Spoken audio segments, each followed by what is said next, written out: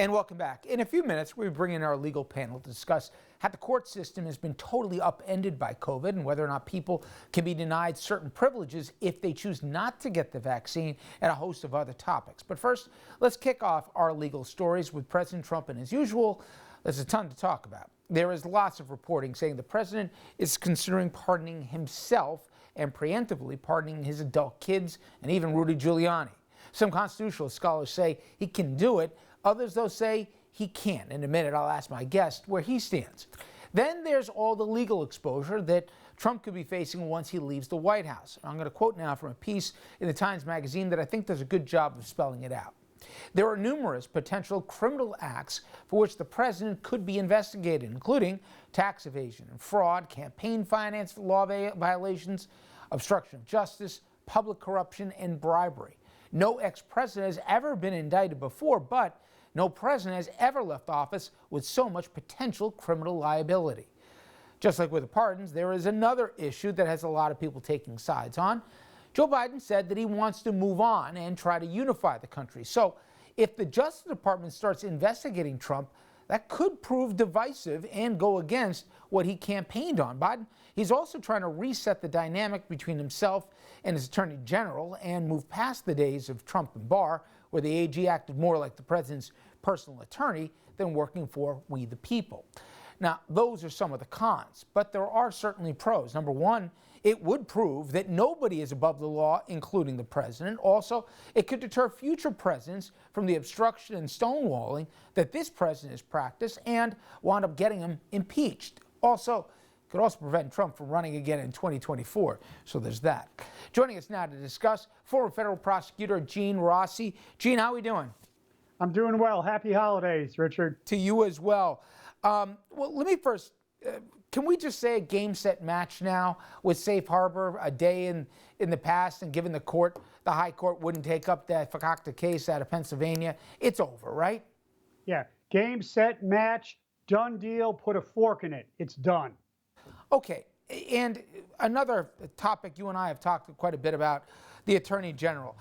To me, I'm sorry, but if Bill Barr has found religion in the 11th hour and 59th minute and decides he's going to, quit the job a couple weeks before the term ends or before he gets fired, he doesn't get a pass for what he did. You're with me on this, right? Absolutely. For 4 years, President Trump has treated the Department of Justice like a child's toy. But that does not mean that Attorney General Bill Barr should be Trump's binky. So all this stuff that Bill Barr has done over the last 2 years since he wrote that 19-page letter in June of 2018, all the things that he's done to help President Trump politically, and I've got to emphasize politically, he can't just wash it away, vitiate it by this epiphany that he's now having. What he did was Bill Barr put his money on one horse, the horse lost, and now he's trying to save face. It's too little, too late. All right, let's get to the pardon question, because I've heard some competing legal scholars in terms of whether he can or he can't do it. And I've heard this thing called the specificity requirement, Gene, which is the idea that when pardons were enacted, and obviously we come from British law, that they couldn't just do a blanket preemptive one. And we know the Supreme Court never resolved this issue with Nixon, but there has to be a reason for it. Others say, no, there doesn't. The pardon is absolute here, and if he wants to do it, he can. How do you read it? Okay, first off, Donald Trump cannot pardon himself.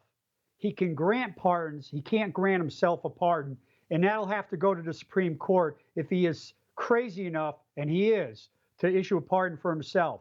But there's no such thing as a pardon for prospective crimes. You can't pardon me for a robbery that I may commit 2 years from now. It has to be retroactive. That's number one. Number two, it has to be specific. You can't say Gene Rossi's pardon for everything under the sun, including traffic tickets.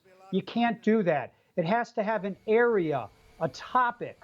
For example, tax crimes, obstruction of justice, Chapter 2 of the Mueller report, election fraud, Title 26 tax crimes. Has to be specific. You can't just issue a blanket pardon for everything you've ever done in your entire life. Now, whether or not this should be pursued, I'm talking on the federal level. We'll get to state in a minute. There's this thing called victor's justice, which is the argument that Biden loses for even trying or winning, if you will, that if he goes ahead, even if he doesn't personally do it, but DOJ pursues this or federal prosecutions, that it's going to look like you're prosecuting a former political opponent. How do you feel on that? I gave the pros and cons as to whether or not this should be pursued, let alone the exposure the president's looking at. But on the federal level, put you back in DOJ, would this be something you were comfortable pursuing, or do you think just move on? Okay, here's the thing. I am torn about this because I was a career prosecutor for almost 30 years.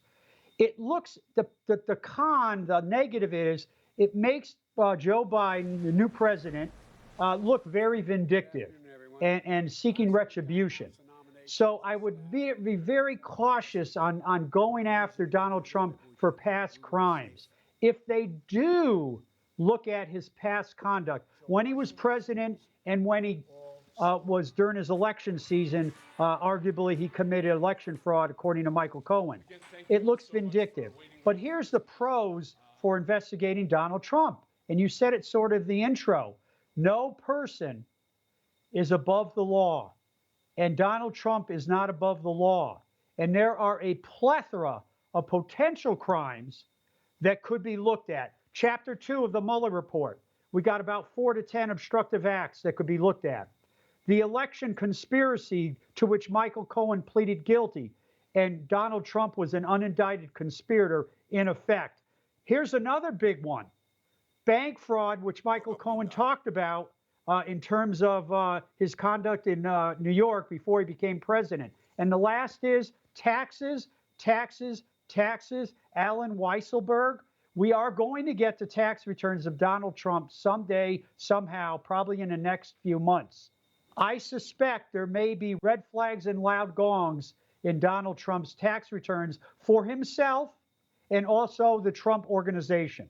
Well, we know no matter what, don't we, Gene, that whether or not DOJ picks this up or, there's some federal prosecutors going to make it their issue, Trump's got problems no matter what back in New York from both the AG. We also know the the Manhattan DA is going to be going after him as well. And a lot of things you talked about from both the Trump Foundation here, the inauguration. There's a host of things that he's looking at some real problems for. Certainly embarrassment's going to come his way, but also some possible real exposure.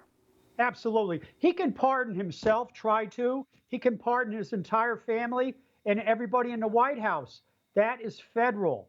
He is facing Cyrus Vance, the Manhattan DA, if not other DAs at the state level in New York.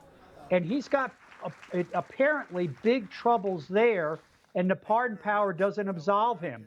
So I predict that in 1 or 2 years, he will be indicted at the state level in New York for some various forms of bank fraud, insurance fraud, tax crimes, something to do with fraud relating to himself and his organization. And then that leaves nothing to say for all the other things we haven't even heard about yet, which we probably are going to learn shortly. Gene, always good talking to you, my friend. Thank you for the time. Happy holidays. You got it. Now, when we come back, the panel of attorneys is back here. And for the balance of the show, we're going to be talking about a host of legal issues, including things dealing with the pandemic. What if people refuse to take the vaccine? Could they be prohibited from getting on a plane, going to a ball game, or even going to work? We'll get into that and so much more after this.